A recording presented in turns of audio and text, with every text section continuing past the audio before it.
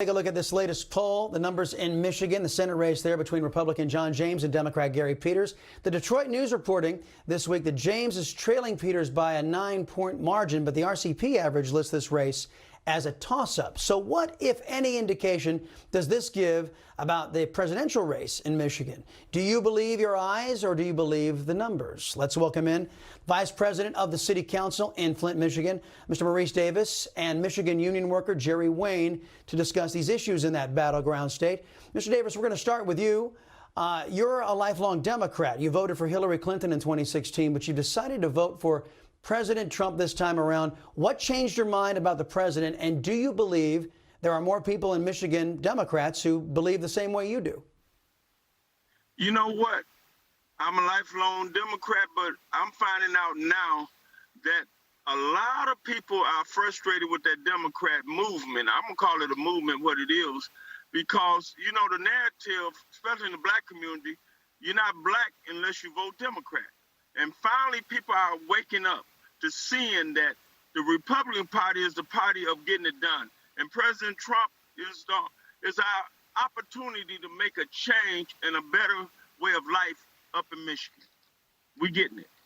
Well, that's, you know what, I think I've called it the Great Black Awakening, and I think you're onto something there.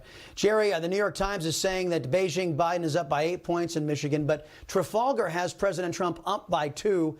Just give me what you guys are seeing out there on the ground. Do you guys see enthusiasm for Biden or for President Trump? Oh, I see a ton of enthusiasm for Trump, for sure. I don't know where these poll numbers are really coming from, but I tell you what, I look at this with my own 2 eyes, and there's a ridiculous amount of support for Donald Trump in this state. So I can't see the state not going red. And I don't want to say that to deter people from going out to voting right now.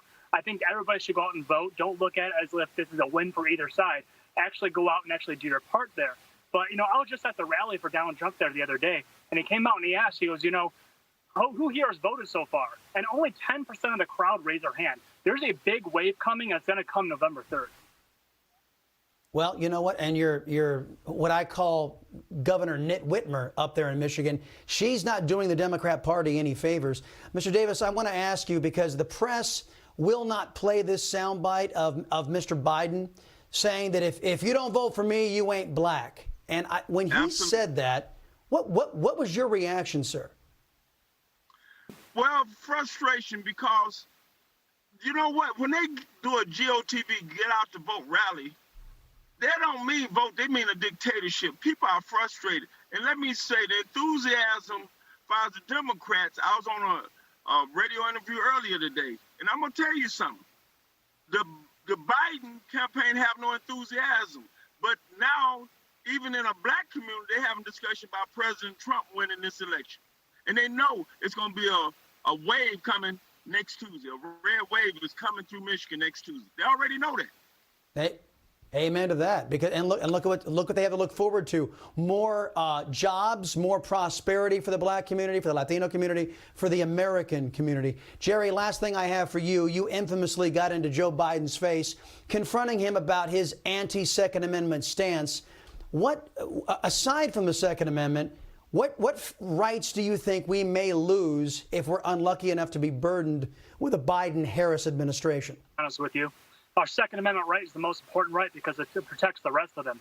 And on top of that, they're already telling us that we can't go to church. You look at big tech right now; they're trying to hinder our speech.